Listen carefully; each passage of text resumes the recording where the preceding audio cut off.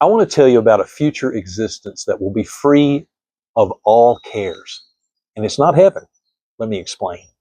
Have you ever heard of a place or been to a place called Newark Park Country Hotel? It's in England. Here's a picture. Let me read to you the advertisement for the hotel. It's almost irresistible when you read it. Village roads meander through the English countryside, the brambles bowing to the country lanes. Upon turning onto the hotel property, navigating the breathtakingly narrow passage through the iron gates is the last care that crosses the minds of guests at Newark Estate as the vast verdant lawns unfold. Wow, what a description. No cares. Said the passage through the iron gates is the last care that crosses the minds of guests. That's a pretty bold statement. Of course, it's hyperbole, we know. I mean, they're describing this hotel as a place where you will be in a carefree state. It sounds really good, doesn't it? I mean, we all have cares we would like to set aside, even if it was just for a short time. Cares and concerns about our children, about our grandchildren, our health, our finances, our future. Some of you are listening have more than cares. You're dealing with some serious sufferings.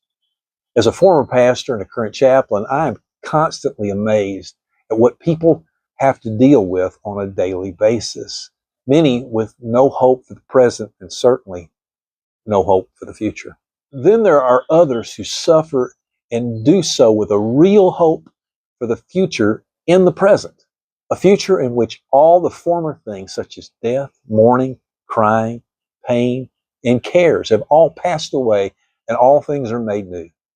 Some call it, the Bible calls it, future glory. In the New Testament book of Romans chapter 8, we read, "For I consider that the sufferings of this present time are not worth comparing with the glory that is to be revealed to us." Wow, those are great words. But what does that mean?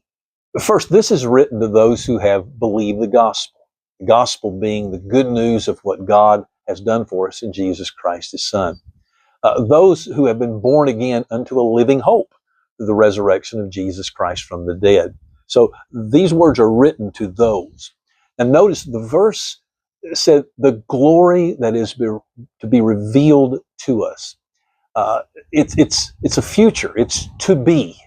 But what is glory?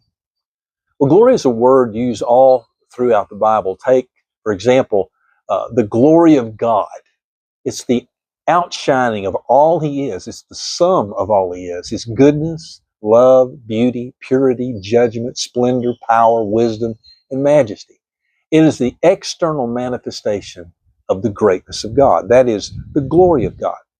So we can say that future glory is the future weighty beauty, splendor, and goodness that awaits those who are in Christ Jesus. Now let's consider the entire verse as a whole. It says, "For I consider that the sufferings of this present time are not worth comparing with the glory that is to be revealed to us." I heard someone put it this way, and it's my favorite quote of all. If you really understand the future glory that is coming to you, you won't have to take pictures. Now, what that means is imagine getting to tour a mansion. And as you enter through the mansion, you enter in the mudroom and you begin taking pictures of the mudroom. The guide says to you, "Oh, no, no, no, no, no. This is nothing compared to that which is to come." I recall attending a family reunion many, many years ago. It was one of those days that I didn't want to end. And internally, I was having a hard time just enjoying the present experience, knowing that it was going to come to an end. And I thought, that's life in a fallen world. Good things come to an end. That's why I find this quote from John Newton to be so wonderful. I'm speaking of the John Newton, the hymn writer and the author of the hymn, Amazing Grace. He said these words, "If you understand your future glory, it will make the best times leavable and the worst times bearable."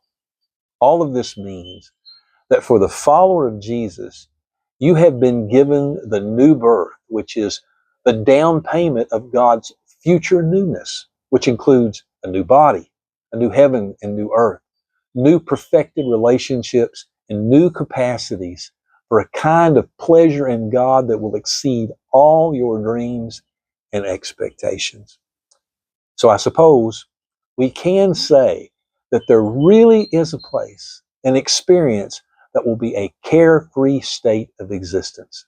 And the Bible calls it future glory. I'd love to know what you think about this subject. Certainly you have some thoughts. And if you do, put them down in the comment section. I'd love to hear you. I'd also, if you found this video to be helpful, if you leave me a like, share it with some friends. And if you have not already subscribed to my channel, would you consider doing that? I am Van Unfiltered.